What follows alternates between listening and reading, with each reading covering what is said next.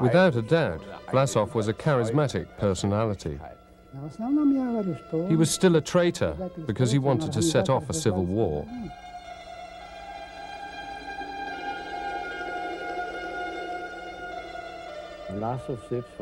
Vlasov was anything but a traitor. He was a patriot with a new philosophy and a set of goals he was prepared to fight and die for. Он в итоге заставил себя или условия. Ultimately, he turned himself into a victim in what you could call the liberation struggle against Stalinism. Что могло бы называться освободительной борьбой против сталинизма. Andrei Andreevich Vlasov. This name represents an almost unknown chapter in the history of the Second World War. From our perspective, it's an unbelievable, dramatic story. It ends tragically, not only for Vlasov.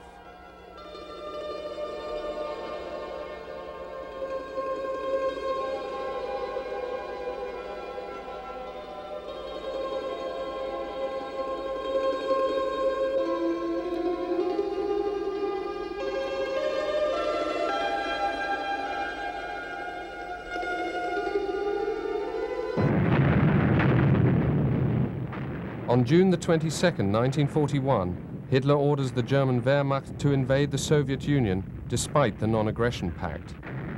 The military victories during the first weeks of summer seem to confirm German hopes for a triumphant blitzkrieg. Strong armored units push rapidly forward. Vast areas of the country are occupied. Hitler has always considered the Soviet Union as Lebensraum, spreading out space for colonization, for a future Greater German Reich. The occupation and destruction of the Soviet Union is the primary aim of the war. The German propaganda machine spares no expense in suggesting that this war would bring freedom from Bolshevism to the people of the Soviet Union. This is warmly received by many victims of Stalin's dictatorship.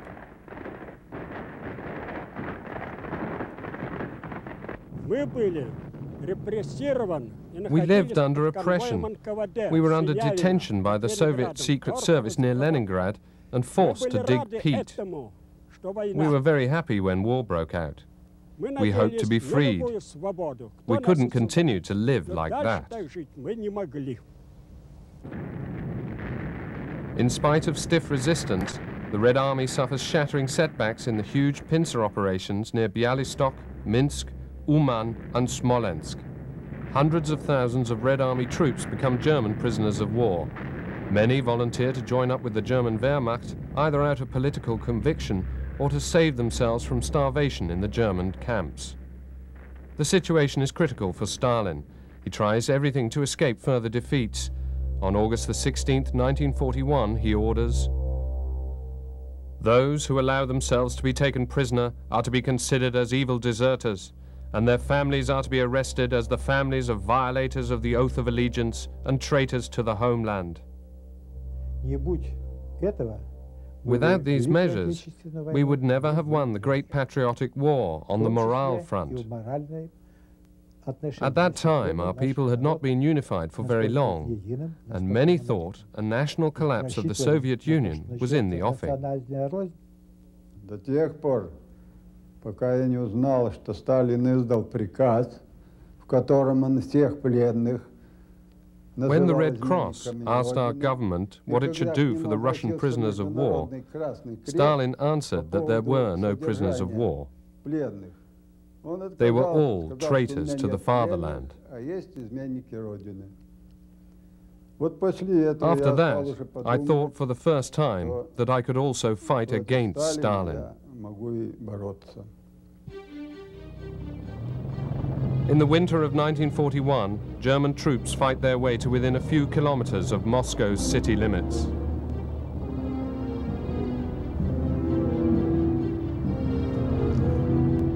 Stalin declares a state of emergency and mobilizes his last reserves.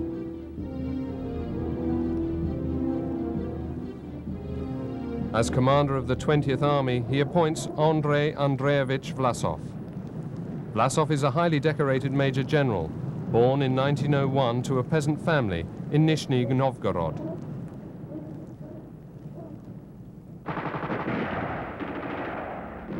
The myth of the invincible German soldier is buried forever in the snow and cold of the battle for Moscow. The Red Army is able to deliver the Germans their first major defeat. More than 100,000 soldiers of the Wehrmacht fall in battle or are taken prisoner. In the diary of the Wehrmacht Supreme Command is the sober entry, as the catastrophe of the winter of 1941-42 became apparent, it was clear to the Führer that from this culmination point a victory could no longer be achieved. Andrei Andreevich Vlasov has a decisive part in this Red Army victory. On the front page of his Vestia on December the 13th, 1941, he is acclaimed a hero of the people. Stalin promotes him to lieutenant general. In early 1942, Ilya Ehrenberg, writer and at the time war correspondent, visits Vlasov at the front and writes, "An interesting, ambitious but also courageous human being. The soldiers praised him and said he's modest, he's brave."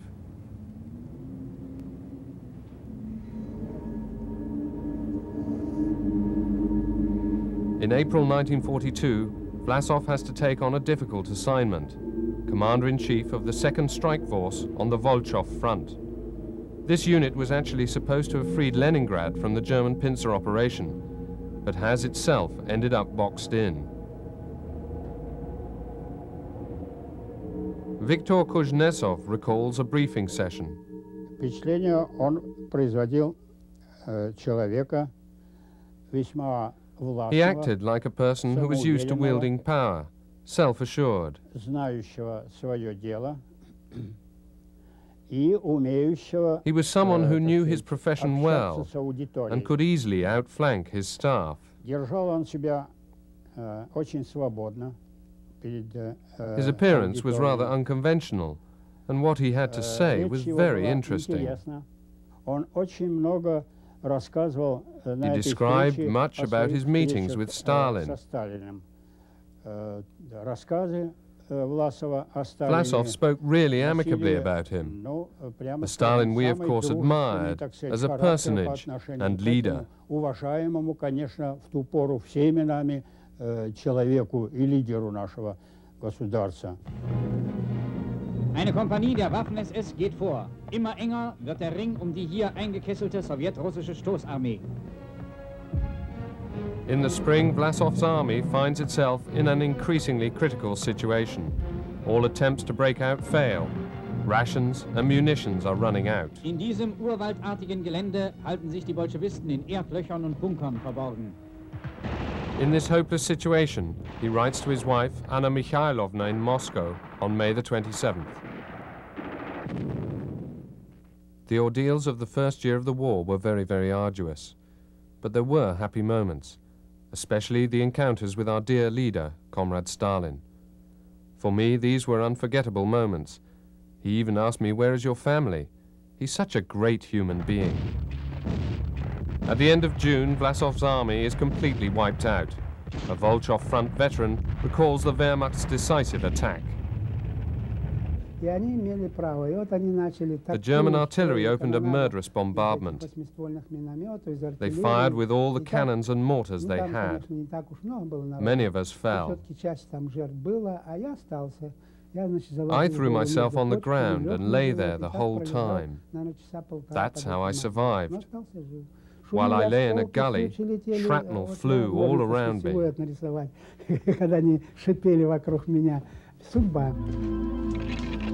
Vlasov also survives. For 3 weeks he hides out in the marshes and woods of Volchov. His situation is hopeless.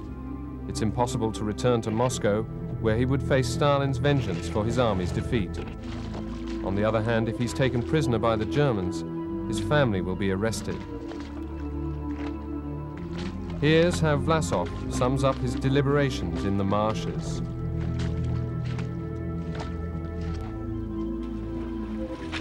Isn't Bolshevism, and especially Stalin, the primary enemy of the Russian people? Am I really defending the fatherland? Am I really sending men to die for the fatherland? Is it not the first and holiest duty of an honorable man to take up the fight against Stalin? In the night of July the 12th, Vlasov, worn out and half-starved, takes refuge in Tukhavetchi, a small village south of Leningrad. But the mayor, who takes him for a partisan, betrays him to the Germans. On July the 13th, Vlasov is taken prisoner and brought to the headquarters of the German 18th Army. He's interrogated for the first time. What transpires has been the subject of much speculation, but a definitive explanation doesn't appear in any of the documents. Obviously becoming calmer, Vlasov answers all the questions posed by the Germans. He betrays the fact that the Red Army is too weak to hold the front at Leningrad, much less start a counteroffensive. At the end of July, Vlasov is brought for further interrogation to a camp for special prisoners in Vinnytsia in western Ukraine. This camp is run by Wehrmacht Colonel Reinhard Gehlen, then head of Eastern Espionage, the Department for Foreign Armies East. For a long time, he's been searching for a cooperative high-ranking Soviet officer. Gehlen's staff proposed that Vlasov raise a liberation army made up of Russian prisoners of war. Vlasov signals his acceptance in principle, but he makes his compliance conditional on Russia not falling under German dictatorship. In a memorandum on August 3, 1942, he writes, "All are united in bringing down Stalin's regime and altering the form of the government. The only question open is whether it would be modeled on Germany or on England and the United States." How did he want to get to the others? He was practically sitting in the Germans' lap, and you'd have to add that they treated him relatively well. Vlasov's reservations against cooperation with Germany are dispelled by Gehlen's staffers. They propose to make him the center of their propaganda. If this were to win over the Soviet people and the Red Army, Hitler would have to change his policy of subjugation, especially if later in the war a German victory were to become impossible.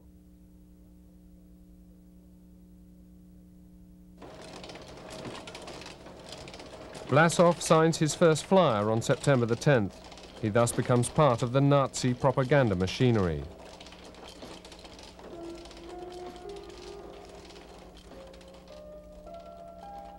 Comrade commanders, if you look back on the last 12 to 15 years prior to the war, you automatically conclude that the Stalin clique is responsible for all the misery.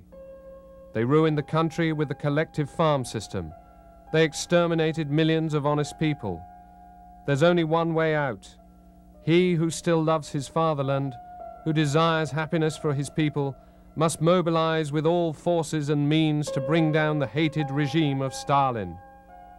We must strive for the creation of a new anti-Stalinist government.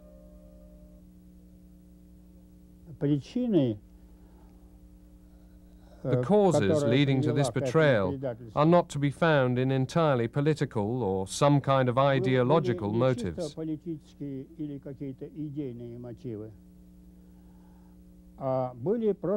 They were simply personal reasons. His sheer survival was at stake. He sought tolerable ways to pull it off. Он думал, что если уже так ситуация для него случилась, He thought that since he was already caught in this situation, he had to join a movement to help his people. It shows that inside Vlasov was a great anti-communist. He came from a peasant family. His father, his grandfather, they were all peasants. Vlasov himself experienced how they suffered when he was a young officer in Kuban. Особенно, когда он был молодым офицером на Кубани. In mid-September 1942, Vlasov is brought to the Wehrmacht propaganda department in Berlin for more collaboration.